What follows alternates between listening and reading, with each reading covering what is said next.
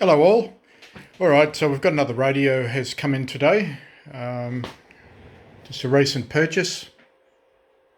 Very average condition.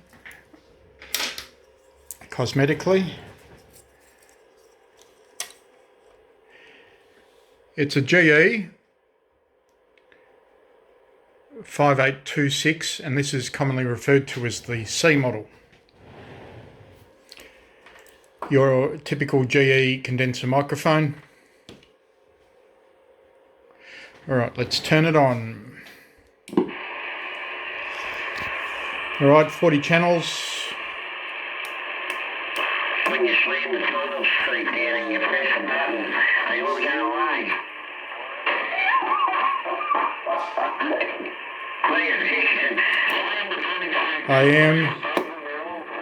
Upper sideband. That's the RF gain.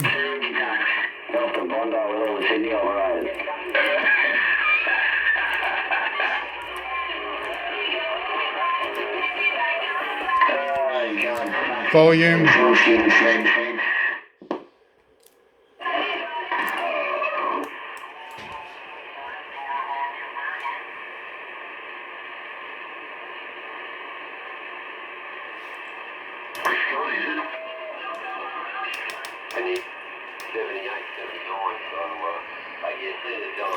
Alright, so the light, meter lights are not working up underneath of here, and meter light here not working.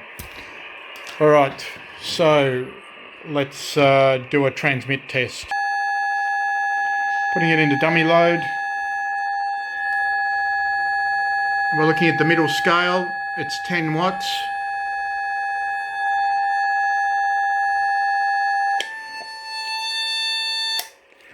We'll do AM.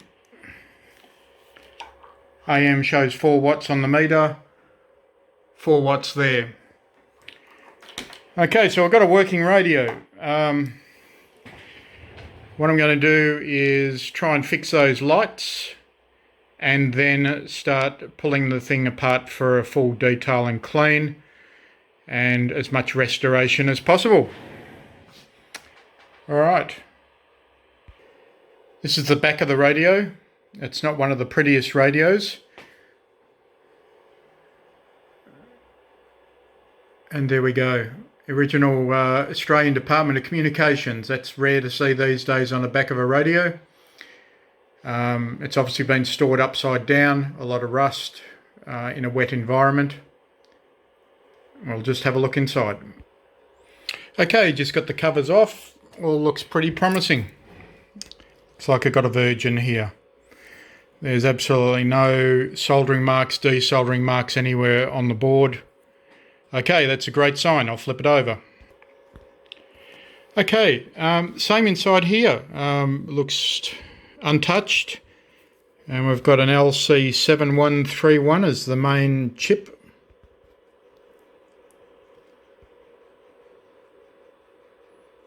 I can't get to it.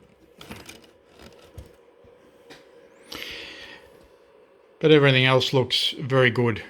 Alright, so interior wise, great radio.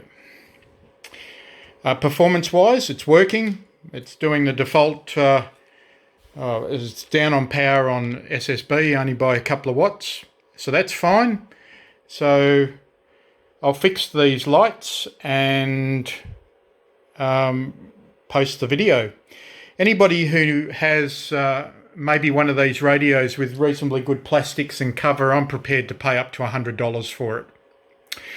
Alright, comment, like and subscribe. This is another restoration that I'm going to be working on, and it's going to involve repainting the knobs, all the controls, detailing the front plastics and bringing this one back to life.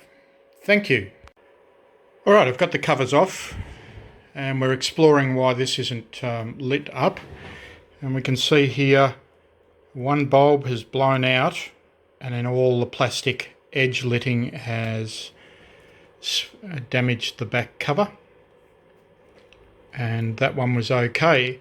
So what I'm going to do is remove this and put in 2 new bulbs. Okay, started reassembly, put in the LEDs.